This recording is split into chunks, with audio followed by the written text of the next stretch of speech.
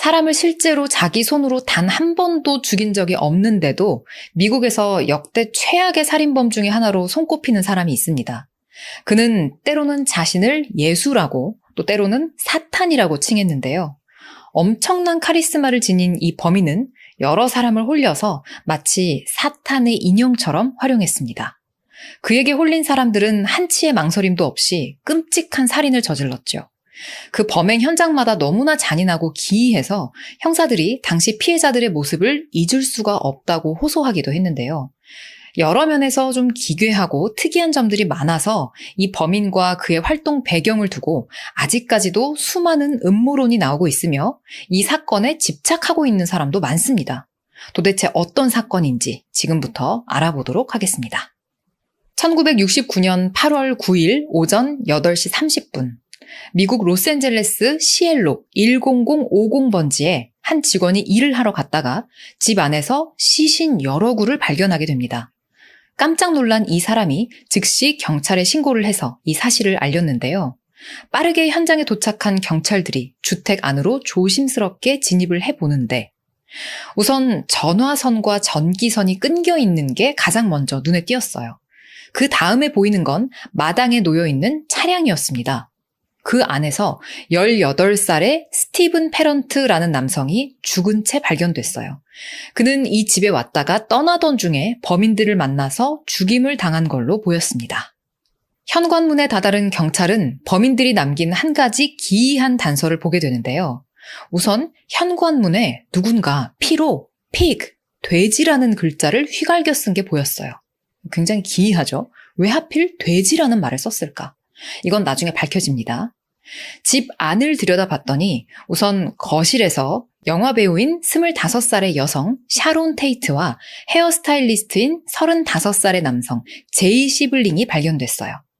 이 집은 영화 감독인 로만 폴란스키와 그의 아내인 영화 배우 샤론 테이트의 집이었습니다. 남편인 로만 폴란스키는 유럽에 가 있던 중이라서 이날 집에 없었고 아내 샤론 테이트의 친구와 지인들이 함께 있었던 건데요. 인형의 계곡이라는 영화에서 주연을 맡았던 여배우 샤론 테이트는 당시 임신 8개월이었고 비키니 타입의 잠옷을 입은 채 죽은 상태로 발견됐습니다. 그녀의 목에는 제이 시블링의 시신에 연결된 밧줄이 둘려 있었어요. 그리고 그 밧줄은 집 천장 기둥에 둘러져 있었습니다. 그 다음으로 눈에 띈 시신은 이 집에 손님으로 와 있던 25살의 커피 기업 상속녀 애비게일 폴저였습니다. 그녀 역시 여러 번 끔찍하게 흉기에 찔린 채 쓰러져 있었고 그 주변으로 막 피가 낭자해 있는 그런 상태였어요. 또 다른 시신은 보이치에흐 프리콥스키라는 32살의 남성. 그는 방금 전에 말씀드렸던 애비게일 폴저의 애인이었고 이 집 주인들과 폴란드에서 친구가 된 그런 사람이었습니다.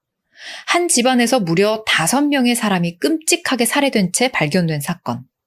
할리우드가 발칵 뒤집혔습니다. 임신한 아내 샤론 테이트의 사망 소식을 전해 듣고 그의 남편 로만 폴란스키는 빠르게 귀국해서 집으로 돌아왔어요. 당연히 그는 아주 멀리 있었기 때문에 범인이 아니었습니다. 그렇다면 대체 누가, 왜 이런 끔찍한 짓을 저지른 걸까요? 아마 누가보다도 왜 이런 짓을 저지른 건지 그 동기를 들으시면 좀 깜짝 놀라실 것 같은데요. 지금부터 찬찬히 이야기를 한번 풀어보겠습니다. 끝까지 들어봐 주세요. 사망한 지 약 12시간 정도가 지난 것으로 보이는 시신들은 담요와 미스테리에 쌓인 채 이 집 밖으로 옮겨졌습니다. 근처에 사는 사람들은 완전히 패닉에 휩싸였어요. 마당에 개를 기르기 시작하거나 총을 사는 사람들이 생겨났고 이 지역에 거주하는 영화 배우들은 가드를 고용하거나 아니면 개인 경찰까지 고용하기도 합니다. 이 사건이 1969년 8월 9일에 일어난 일이었죠. 그런데 바로 다음 날인 8월 10일 이 샤론 테이트의 집에서 25km쯤 떨어진 로스앤젤레스 실버레이크 구역에서 또 살인사건이 발생합니다. 바로 사업가인 리노 라비앙카와 그의 아내 로즈메리가 칼에 찔린 채 사망한 것을 이들의 자녀들이 발견한 거예요. 너무 끔찍하죠. 이번에도 역시 곳곳에 피로 쓴 글씨들이 눈에 띄었습니다. Death to pigs, 돼지에게 죽음을 이라는 문구가 냉장고 문에 얼룩져 있었고 다른 곳에도 막 피로 쓰인 낙서들이 발견됐어요. 경찰은 할 수 있는 모든 것을 하고 조사할 수 있는 모든 것을 조사했지만 이 사건의 단서조차 잡아낼 수가 없었습니다. 인근 지역 사람들은 점점 더 겁에 질렸고 수사에 참여한 경찰들도 엄청나게 지쳐갔어요. 그러다가 사건이 발생한 지 석 달 후 경찰은 엄청난 이야기를 듣게 되는데요. 한 젊은 여성이 교도소에 수감되어 있던 중에 동료 재소자들한테 이 범행에 대한 이야기를 한 거였습니다.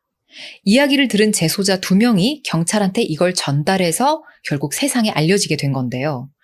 도저히 믿을 수가 없는, 황당하기도 하고 끔찍하기도 한 그런 이야기였어요. 이야기를 꺼냈다는 그 여성은 21살의 수잔 애킨스였습니다.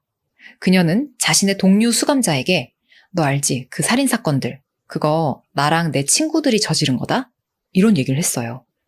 수잔 애킨스가 말한 그녀의 친구들은 놀랍게도 중산층 가정에서 잘 자란 젊은이들이었습니다. 레슬리 벤 휴스턴이라는 여성은 학창시절에 홈커밍 퀸으로 꼽힐 만큼 공부도 잘하고 인기 있는 학생이었고요. 텍스 왓슨이라는 남성은 인기 있는 운동선수이기도 했어요. 또 한 명 더, 패트리샤 크렌윙클이라는 여성은 교회 성가대에서 노래를 부르곤 했죠. 이들은 왜 부모도 그들을 못 알아볼 정도로 순식간에 다른 사람이 된 걸까요? 무엇보다 단순 비행 정도가 아니라 살인을 저지를 정도까지 변해버린 이유가 뭘까요? 이들의 뒤에는 굉장히 똑똑하고 카리스마 있는 남자가 한 명 있었습니다. 드디어 오늘 사건의 핵심 범인을 말하게 되네요. 바로 당시 35살이었던 찰스 맨슨이라는 자인데요. 그가 바로 착실하게 잘 살던 젊은이들이 끔찍한 살인을 저지르게 만든 그 사람이었습니다. 무슨 수를 쓴 건지 이들은 찰스 맨슨이 뛰라고 하면 뛰고 앉으라고 하면 앉고 기라고 하면 기는 상태에 이르렀어요. 찰스 맨슨, 그는 누구이며 도대체 어떻게 이런 일을 저지르는 게 가능했던 걸까요? 찰스 맨슨은 태어날 때부터 불행으로 가득한 아이였습니다. 1934년 11월 12일 신시내티 오하이오에서 한 젊은 매춘부가 원치 않는 아이를 출산했는데 그게 바로 찰스 맨슨이었어요. 그의 어린 시절이 좀 정상적이고 유복했을 리가 없겠죠.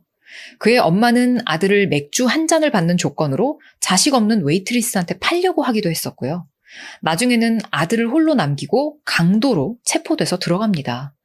결국 찰스 맨슨은 친척들 집을 전전하며 눈칫밥을 먹으면서 자라나게 되는데 이런 식의 환경에 처하게 되면 눈치가 고도로 발달할 수밖에 없대요. 나중에 이것이 그의 강력한 무기 중에 하나가 됩니다. 본능적으로 누구를 어떻게 공략하면 되는지 정확하고 빠르게 파악하는 그 능력이요. 찰스 맨슨은 술과 담배, 마약을 하기 시작했고 절도를 저지르다가 체포됩니다. 감옥에 가기에는 아직 어린 나이였기 때문에 청소년 교화시설에 수용이 되는데요. 거기서 성적으로 좀 괴롭힘을 당하기도 했다고 해요. 그러다가 1954년 가석방이 돼서 다시 사회로 나오게 되는데 그는 20살에 5살 연하의 소녀와 결혼을 합니다. 사실 성인하고 미성년자의 혼인이 어떻게 가능했을까? 그게 조금 이상하긴 하지만 뭐 어쨌든 이제 감옥에서 나와서 좀 자리를 잡고 멀쩡하게 사람 구실하면서 사나 싶었지만 재벌은 남 못 주죠. 다시 절도를 저지르기 시작합니다. 그는 자동차 절도로 기소돼 1956년에 다시 교도소에 수감됐어요. 그 해에 그의 아내는 아들을 낳았습니다. 그의 아내로서는 굉장히 눈앞이 캄캄했겠죠. 지금 자식은 생겼지, 남편은 감옥에 가 있지, 정신도 못 차린 것 같지. 결국 찰스 맨슨은 이혼을 당합니다. 2년 후인 1958년 석방된 찰스 맨슨. 근데 여전히 정신 못 차렸어요. 강도, 강간 등 강력범죄를 일삼으면서 교도소를 계속 드나듭니다. 심지어는 젊은 여성들을 성매매하도록 렌트하거나 파는 일명 뚜쟁이 짓까지 해요. 그렇게 17년을 연방교도소에서 보내게 되는데요. 가수 비틀즈 아시죠, 여러분? 전설의 그룹, 그 비틀즈를 너무나 좋아했던 찰스 맨슨은 교도소 안에서 기타와 음악을 배웁니다. 그 당시 그가 기타 치고 노래하는 스타일을 보면 예전 가수 중에 프랭키 레인이라는 가수가 있대요. 그 사람하고 느낌이 굉장히 비슷했다고 합니다. 긴 기간 동안 수준급의 기타 실력을 갖추게 됐긴 하지만 교화는 되지 못했어요. 그렇게 1967년에 형기를 다 채우고 석방이 됐는데 희한한 게 이 긴 시간 동안 다른 재소자들은 얼마나 막 나갈 날을 기다렸겠어요? 하지만 찰스 맨슨은 석방되는 날이 되니까 자기 안 나가겠다고, 나 나가도 어차피 갈 데도 없다고, 감옥이 내 집이라고 하면서 자신을 석방하지 말아달라고 애원하기도 했답니다.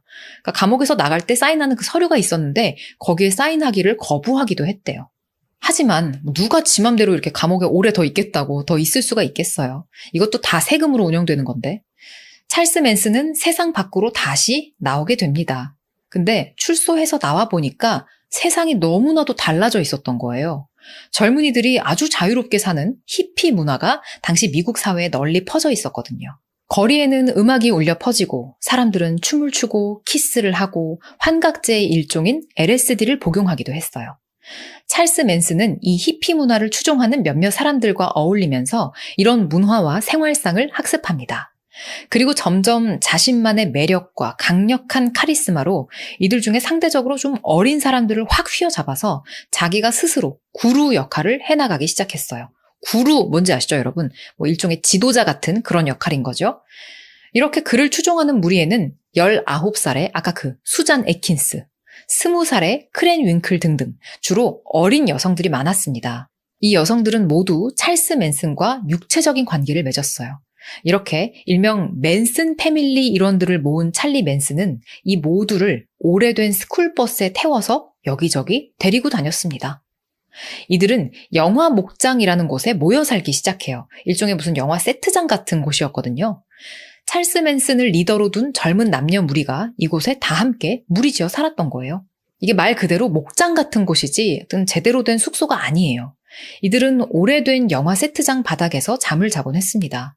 멀쩡한 건물이 아니었기 때문에 지붕 같은 게 없는 곳도 있었다고 해요. 이곳에서 이 젊은이들은 환각제를 복용하며 매일 막 미친 듯이 파티를 벌이면서 마구 관계를 맺곤 했습니다. 그 안에서 성병도 많이 돌았대요. 일상을 제정신으로 살래야 살아갈 수가 없었겠죠. 특이한 건 이 찰스 맨슨이 이들 사이에서는 완전 강력한 어떤 정신적 지도자로서 거의 신격화되어 있었기 때문에 남녀를 불문하고 모두 그와 관계를 맺고 싶어 했다고 합니다. 찰스 맨슨과 함께 무리지어 사는 젊은이들 중에 상당수가 원래는 꽤 괜찮은 멀쩡한 집안에서 태어나서 잘 자라다가 뭔가 문제가 생겨서 인생이 꼬이고 가족으로부터 벗어나게 된 그런 케이스였어요. 대부분이 여성이었지만 젊은 남성도 있었습니다. 텍스 왓슨이라는 남자 있었는데요. 아까 왜 그 인기 있는 운동선수였다는 그 사람이에요. 그는 찰리의 리더십을 전적으로 존중하고 그가 시키는 건 뭐든 하는 그런 사람이었어요. 찰리의 그룹, 즉 맨슨 패밀리에 들어온 자들에게 찰리는 너희들이 이제껏 바깥 세상에서 배워온 것들은 다 잘못된 거야. 그 규칙들은 이제 머릿속에서 싸그리 다 지우고 버려야 돼. 하고 설교를 했습니다. 이런 식으로 그 젊은 아이들의 자아를 싹 다 지워버리고 자기가 원하는 대로 설계해 나가려고 했던 거죠. 찰스 맨슨은 이 젊은이들의 정신을 지배하는 것만큼이나 음악에도 굉장한 열정이 있었습니다. 그는 테리 멜처라는 아주 젊고 유명한 프로듀서를 어떻게 알게 되는데요. 이 테리 멜처라는 자는 굉장히 성공한 사람으로 핫 100 프로듀서 명단에서 19번째 이름을 올릴 정도로 아주 거물급 인사였습니다. 그는 당시 TV 업계에서는 CBS하고 일을 하고 있었고요. 음반 업계에서는 콜롬비아 레코드하고 일을 하고 있었어요. 그러니까 뭔가 실질적으로 일을 진행시킬 능력이 있는 그런 위치에 있는 사람이었단 얘기입니다. 일단 그의 눈에 들면 음반을 내고 스타가 되는 길목에 가까이 갈 수가 있었죠. 찰스 맨슨, 이 사람 굉장히 영악하고 똑똑한 사람이었기 때문에 역시나 그걸 잘 알고 있었습니다. 이 테리 멜처는 처음 찰리 맨슨을 만났을 때 그에게 아주 흥미를 보였어요. 완전히 히피 그 자체였거든요. 이상한 무슨 목장 같은데 자유로운 젊은이들이 막 모여 산다 그러고 그 패거리의 리더 같은 웬 카리스마 있는 남자가 기타 치면서 노래도 한다고 하니까. 근데 이게 속사정을 자세히 들여다보지 않으면 언뜻 굉장히 낭만 있어 보일 수가 있거든요. 그래서 테리 멜처는 이들의 생활상 자체를 아주 흥미로운 음악 다큐멘터리 소재로 봤어요. 찰리 맨슨은 오케이, 이게 기회다 하고 생각했습니다. 그는 실제로는 완전히 히피 그 자체 같은 모습으로 살아가고 있으면서도 마음만은 또 늘 거대한 음반사하고 계약하기를 꿈꿔왔거든요. 정식으로. 정말 음악 자체에 대한 순수한 열정이었던 건지 아니면 돈을 많이 벌고 싶었던 건지 둘 다였던 건지 찰스 맨슨은 테리 멜처 프로듀서가 자신과 계약해주기를 간절히 바랐습니다. 그리고 마침내 테리 멜처가 이 맨슨 패밀리가 사는 목장에 오게 되는데요. 찰스 맨슨은 이제 거의 일이 성사됐다는 기쁨에 막 취해 있었어요. 이제 내 노래를 보여주고 멜처를 잘 설득해서 계약만 하면 되겠다 하고 있었죠. 찰스 맨슨과 그의 패밀리는 음악을 연주하기 시작했습니다. 큰 모닥불을 피워놓고 막 한껏 분위기를 잡았어요. 찰스가 기타 치면서 노래를 이끌고 함께 살던 그 젊은 여자들이 자기 파트를 부르면서 막 화음도 넣습니다. 그렇게 혼신의 힘을 다해서 공연을 했는데 어떻게 됐을까요? 테리 멜처가 너무 잘 들었습니다. 계약합시다 라고 했을까요? 테리 멜처는 이 맨슨 패밀리의 연주를 듣고는 이렇게 말합니다. 와, 당신들 진짜 재능이 너무 많네요. 너무 잘하시고요. 너무 마음에 들어요. 하지만 여기서부터가 진심이겠죠? 하지만 나는 프로듀서이기 때문에 스튜디오에서 뭘 할지 정확하게 알고 있어야 돼요. 근데 당신들과는 내가 뭘 해야 될지 그림이 잘 안 그려져요. 감을 도통 못 잡겠어요. 미안합니다. 그러니까 결국 거절을 당한 거죠. 찰리가 생각하기에 아마 자기의 인생에 찾아온 가장 큰 기회였을 텐데 마침내 손에 잡힐 듯 가까워졌을 텐데 근데 이제 여기까지가 끝이었던 거죠. 그리고 여기서 모든 비극이 시작됩니다. 찰리는 어린 시절 어쩌면 태어나면서부터 가장 가까운 사람인 자기 엄마한테도 그 존재 자체를 거부당해 왔었잖아요. 그의 아주 뿌리 깊은 그 트라우마가 건드려진 거예요. LA 음악 산업계로부터 그런 식으로 거절을 당했다라고 느꼈던 듯합니다. 이날 테리 멜처 앞에서 찰스 맨슨과 함께 음악을 연주하면서 함께 모였던 사람의 절반 이상이 나중에 수배자가 돼요. 테리 멜처는 설마 그 순진무구해 보이던 사람들이 그렇게 극악무도한 범죄를 저지를 거는 꿈에도 몰랐다라고 훗날 증언을 하기도 했습니다. 자, 그럼 이제 다시 1969년 8월 9일 끔찍했던 그날 밤으로 돌아가 볼까요? 맨슨 패밀리의 일원이었던 수잔 애킨스라는 여자는 텍스 왓슨이라는 남자랑 함께 특별한 약을 꽁쳐뒀다고 합니다. 두 사람은 그렇게 따로 꽁쳐뒀던 각성제를 흡입하고 차에 탔어요. 차에는 이 두 사람 외에 크랜윙클과 커세이비언이라는 자까지 총 4명이 탑승을 합니다. 그리고 찰스 맨슨의 지시를 받은 이들은 엄청 취한 채로 시엘로 10050번지로 차를 몰아서 갔어요. 그게 어떤 지시였냐? 그 집 안에 있는 모든 사람을 다 죽여라 라는 내용의 지시였습니다. 여기서 잠깐, 찰스 맨슨은 왜 이렇게 딱 구체적으로 그 주소로 가라라고 지시를 했던 걸까요? 그 집이 누구 집이었는지 앞에서 말씀을 드렸었죠. 영화감독인 로만 폴란스키하고 그의 아내인 샤론 테이트가 살던 집이라고. 이들은 여기에 1969년 2월부터 이 사건 당일까지 쭉 살고 있었습니다. 근데 이 바로 직전 1969년 1월까지 이 집에 누가 살고 있었을까요? 바로 아까 찰스 맨슨을 캐스팅하길 거부했던 음악 프로듀서 테리 멜처가 살고 있었습니다. 그는 1966년 4월부터 1969년 1월까지 이 집에 쭉 살았어요. 제가 긴 다큐멘터리 2편을 다 시청하고 몇몇 글들도 다 읽어봤는데요. 찰스 맨슨이 테리 멜처가 이사 나간 걸 몰랐다. 그래서 이런 지시를 한 거다. 이렇게 얘기하는 자료도 있었고요. 아니다. 알고서도 그냥 무대포 정신으로 저지른 거다. 이렇게 주장하는 이야기도 있었어요. 알 수 없다. 정확한 것은 찰스 맨슨 본인만 알고 있다. 이렇게 정리된 글도 있었고요. 만약에 테리 멜처가 이사 나간 걸 모르고 저지른 일이었다라고 한다면 비뚤어진 복수심에서 비롯된 일로 이해를 하면 될 것 같고 알고도 이랬다? 그럼 그냥 진짜 미친놈이라고밖에 볼 수가 없겠죠. 아무튼 그렇게 찰스 맨슨의 지시를 받은 이 젊은이들은 칼과 총을 가지고 그 집에 도착을 합니다. 아까 초반에는 제가 경찰이 이 집에 도착해서 발견한 모습들만 그냥 대략적으로 알려드렸었는데요. 이제는 그날 밤에 구체적으로 이 집에서 어떤 순서로 얼마나 끔찍한 일들이 어떻게 일어났는지 그 상황을 좀 구체적으로 말씀드려 보겠습니다.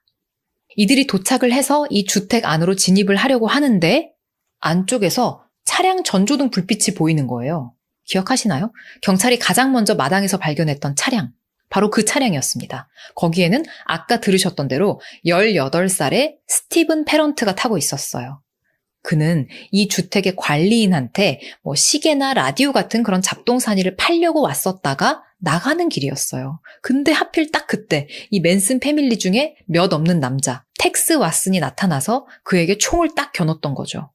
겁에 질린 페런트는 살려주세요 하고 빌었습니다. 사실 18이면 아직 성인도 안 된 애잖아요. 자기 나름대로 돈 좀 벌어보려고 왔다가 이게 무슨 봉변이냐고요. 페런트는 저 지금 여기서 떠나려던 참이고요. 제가 진짜 아무한테도 아무 말도 안 할게요 하면서 막 애원했어요. 하지만 텍스 왓슨은 페런트한테 가까이 다가가서 근거리에서 탕탕탕탕 총을 4발 발사합니다. 골반, 팔, 심장, 목 쪽에다 쐈어요. 그를 쏘면서 텍스 왓슨은 비정하게 이렇게 말합니다. 네가 잘못된 장소에 잘못된 시간에 나타난 죄야. 너무 무자비하고 잔인하죠. 이 텍스 왓슨은 조용히 창문을 통해서 이제 집 안으로 들어가요. 그리고 다른 멤버들이 들어올 수 있도록 안에서 현관문을 열어줍니다. 당시 거실 소파에서는 이 집에 손님으로 와 있던 남자 보이치에흐 프리콥스키가 자고 있었어요. 텍스 왓슨은 그를 깨워서 총을 겨눕니다. 이 프리콥스키란 남자도 친구네 놀러와서 그냥 잠깐 잠들었다가 깨보니까 웬 괴한이 총을 자기한테 겨누고 있으니 얼마나 놀라고 공포스러웠을까요? 게다가 지금 자기 애인까지 데리고 같이 놀러 온 상황이었기 때문에 자기만 죽는 게 아니란 생각에 더 두렵고 걱정스러웠겠죠. 약에 취한 건지 아니면 찰스 맨슨의 지시에 따르는 그 역할극에 취한 건지 텍스 왓슨은 이 피해자 남성한테 이런 말을 합니다. 나는 악마이고 악마의 일을 하러 왔다. 훗날 이 범행에 가담했던 자들의 증언을 들어보면 당시 거기에 있던 그 사람들은 이들의 눈에 그냥 한 덩어리로 보였대요. 이 사람은 누구의 애인이지, 저 사람은 임신한 여성이지, 아까 또 그 18살짜리 남자애는 아예 사실 이들이랑 전혀 연관성이 없는 사람이지. 이런 사실이 하나도 이들한테는 중요하지 않았던 거예요. 몰라 그냥 여기 있는 사람들 다 죽이랬어. 어차피 나한테는 아무 의미 없는 그냥 모르는 사람들이야. 이렇게 생각을 하고 그렇게 무자비하게 살인을 저질렀던 겁니다. 텍스 왓슨이 이렇게 끔찍한 일을 저지르는 동안 커세이비언이라는 사람은 바깥을 지키고 있었고요.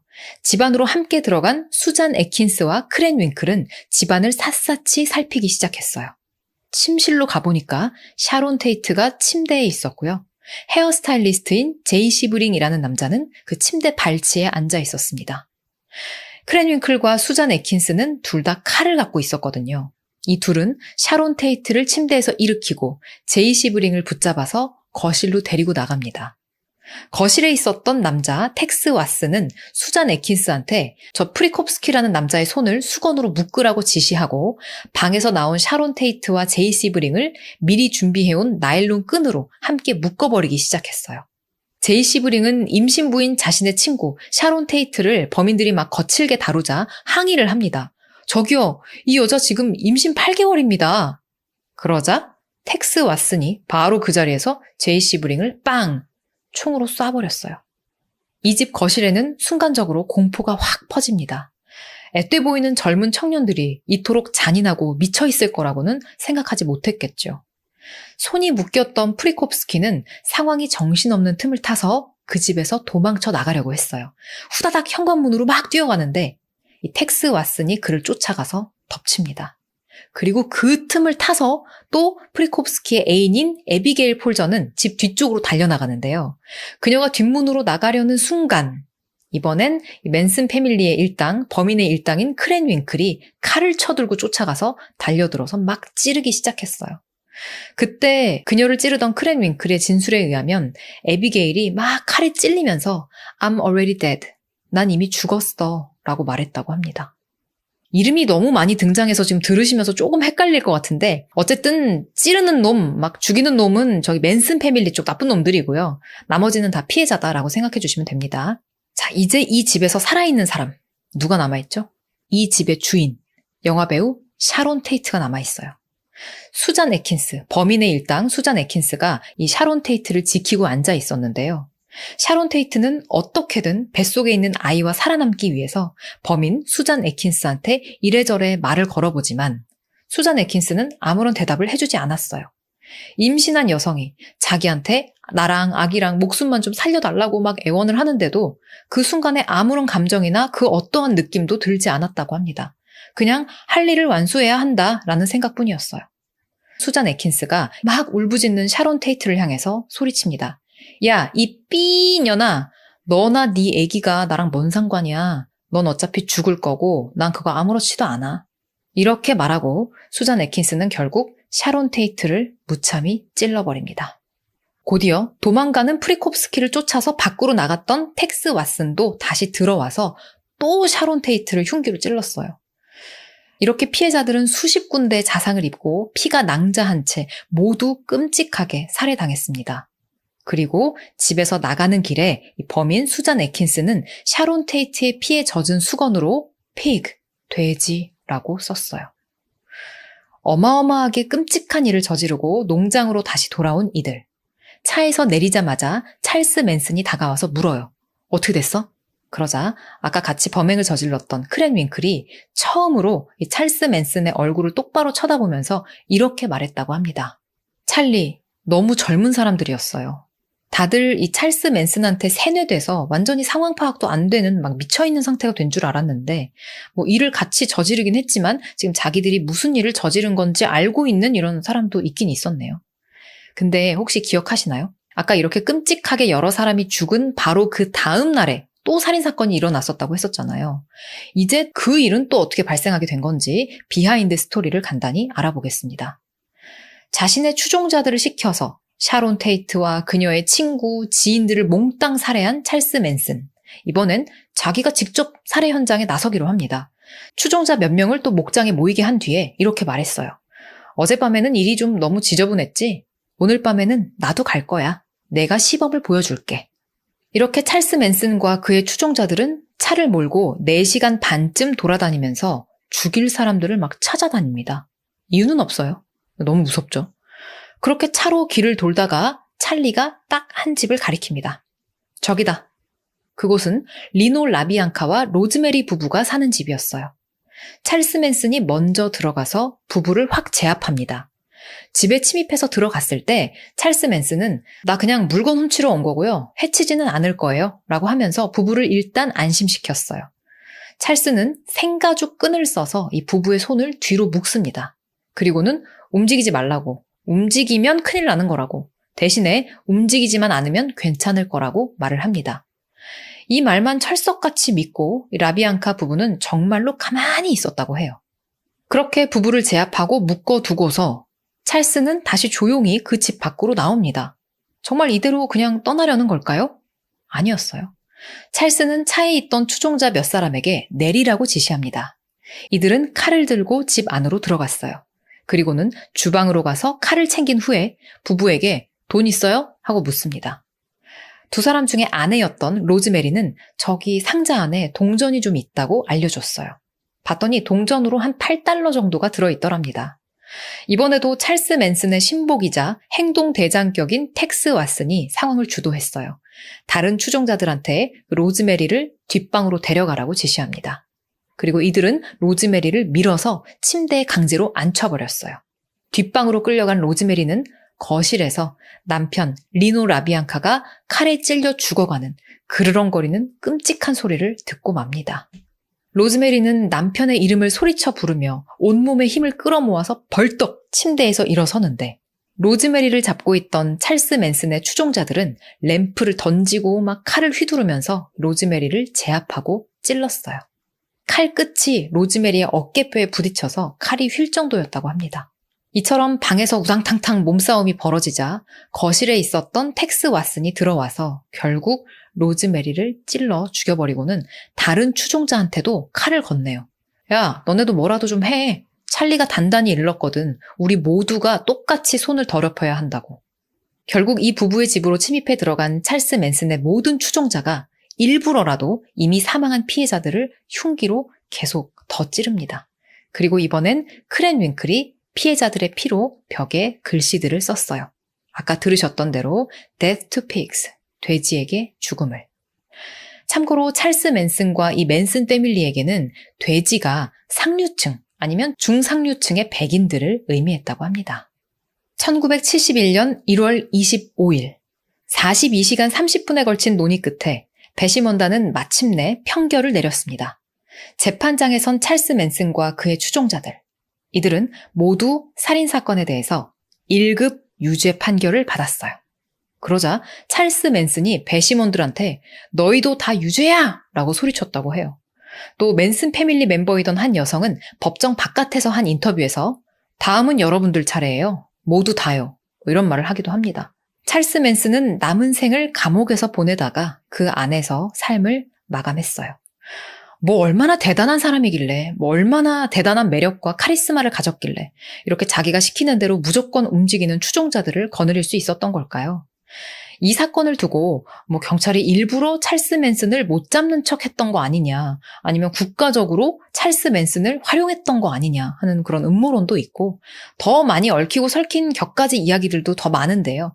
일단 이번 이야기에서는 핵심적인 사건 위주로만 내용을 정리해봤습니다. 오늘의 이야기는 여기까지입니다. 오늘 이야기 등장인물 너무 많아서 솔직히 좀 헷갈리셨죠, 여러분? 나쁜 놈도 많고 피해자도 많고 막 이래가지고 뭐 실제 사건이라는 게 어쩔 수 없죠. 실제 이름을 쓰고 실제 피해자 이름을 쓰기 때문에 어쩔 수 없고 뭐 그렇습니다.